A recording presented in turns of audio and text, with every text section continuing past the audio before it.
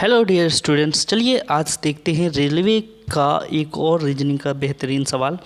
ये क्वेश्चन भी ऑफिशियल है, यानी कि 2022 के पेपर में आया हुआ है। चलिए देखिए, क्वेश्चन है कि TB 12 और QY 20 के बीच एक निश्चित संबंध है। यहाँ पे है जो है वो टाइपिंग मिस्टेक है नहीं लिखा हुआ। ML 16 और GI 24 के बीच भी वही संबंध है।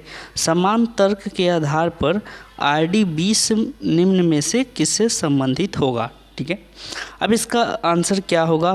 तो सबसे पहले आपको इसको डिकोड करना पड़ेगा कि जो TB, ठीक है, यहाँ पे TB 12, तो TB 12 और एक नंबर यहाँ दिया हुआ है QY 20, इन दोनों के बीच में क्या रिलेशन है वो आपको पहले जानना पड़ेगा, यानी कि कौन सा लॉजिक लगा है इन दोनों के बीच में। चलिए, T से अगर हम Q तक चलें तो बताइए कितने अंक आगे बढ़ रहे हैं या पीछे घट रहे हैं।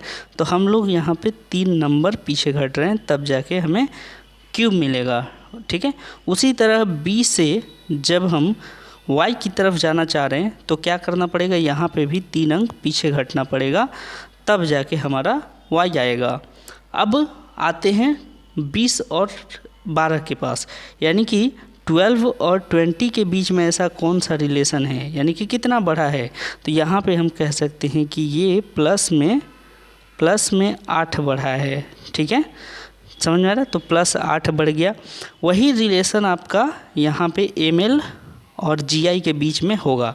ठीक है, तो एक बार उसको भी चेक कर लेते हैं, समझ में आ जाएगा आपको। तो जैसे कि लिखा है ML कितना है 16 और दूसरा संख्या लिखा है GI और इसमें नंबर लिखा हुआ है 24। ठीक है, चलिए M और L से अगर हम इसका देखें तो M से J तक जाने में हमें कितना घटना होगा, 3। उसी तरह L से हमें I तक आने में भी 3 घटना होगा और 16 से 24 तक जाना है तो 8 बढ़ना होगा, यानी कि सिमिलर ही है, दोनों एक जैसा ही पैटर्न फॉलो किया है, यानी कि तीसरा में भी यही पैटर्न फॉलो होगा। तो चलिए फटाफट अब R से 3 माइनस कीजिएगा तो बताइए कितना आएगा। तो ये 18 होता है, इसमें से 15 हो जाएगा, 15 का मतलब O, और D में से भी 3 माइनस कीजिएगा तो इसमें से कितना हो जाएगा, A हो जाएगा।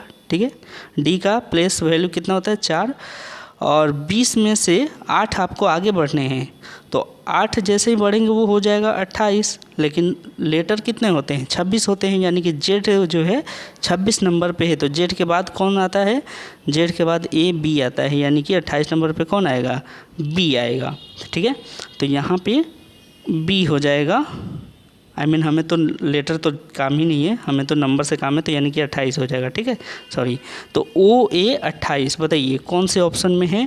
OA 28 जो है ऑप्शन नंबर D में है, तो इसका करेक्ट आंसर क्या हो जाएगा, ऑप्शन नंबर D। उम्मीद करते हैं आपको ये पूरा प्रोसेस समझ में आया होगा।